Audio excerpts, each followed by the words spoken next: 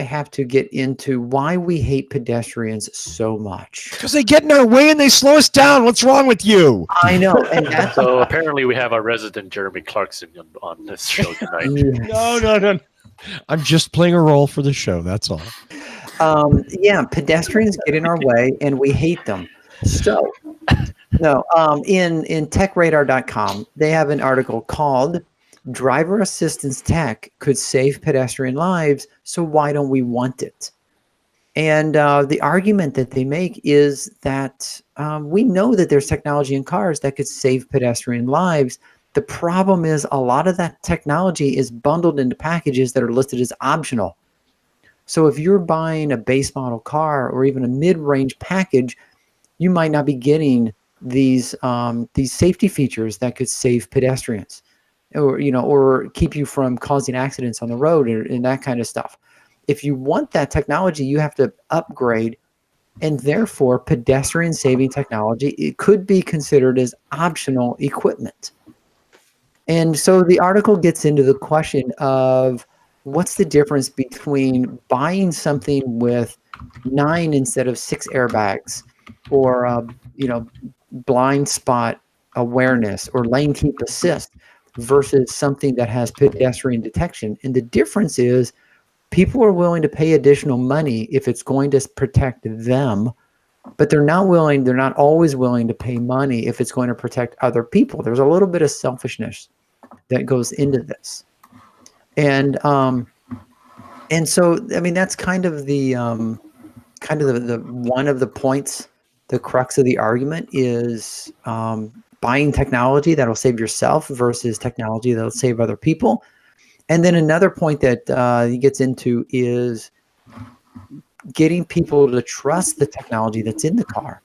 So we know we have this technology, and we know this technology could save lives, but as we've mentioned in previous podcasts and even earlier, is that not everybody even trusts the technology that's in the car. So there's all this stuff that comes in the car, and people are hesitant to even purchase it, even if they know that it's going to save people's lives.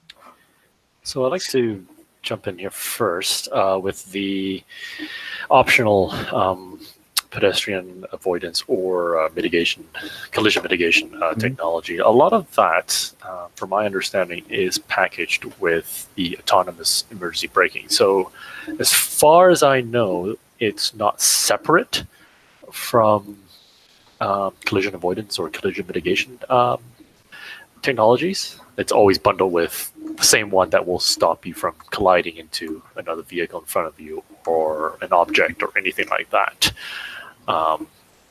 So just to clear things up a little bit, it's not like the cars come with collision avoidance and then the pedestrian part is optional. It's all. I want to kill pedestrians. Right. Yeah.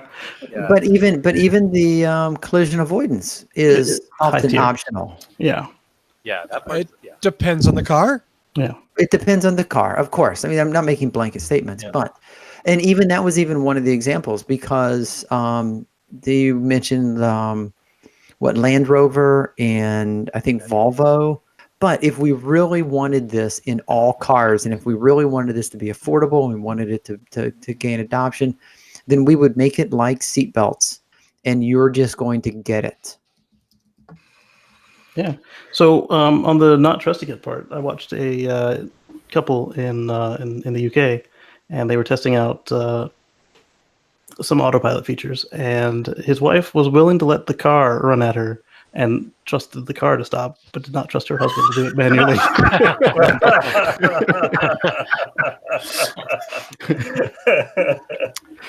I think they should add these cow catchers to all cars. Right. Back in the 1950s, they had these cow catchers that would be an add-on to cars. Right. Except they were people catchers, not cow catchers. Mm-hmm. I will state that the European standard for pedestrian collision has actually made it across the pond to our cars. So if you notice any of the cars built after, I don't know, 2006, 2008, somewhere around that time, A lot of them have higher hoods, Yeah. which Especially the world cars. yeah. Yeah. And then if you look at a Mini, that one will be the most obvious. If you look between the Mini that was launched in 2003, they were the first of the new generation, I guess, and then the updated version in 2008, I think it was. The hood line is much higher, and that's because European standards require a gap, an air gap between the top of the engine and the hood, so that if you hit someone and their head hits your hood, they won't hit the engine or anything hard underneath it. It will have that little buffer.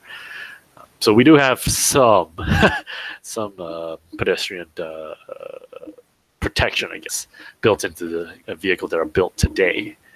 But of course, ideally, we would like to have the collision avoidance, or mitigation, just not happen, occur in the first place. Yeah. Couple quick thoughts. Right. First of all, industry is going to push back hard against more mandated stuff.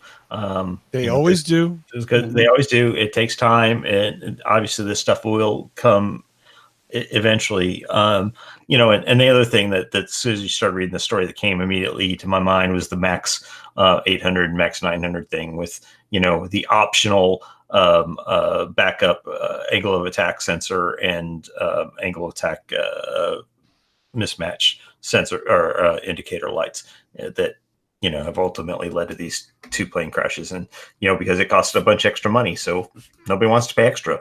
And until it's too late. Yeah. Safety regs are written in blood. Yep. Yay, we made some money though. Yay.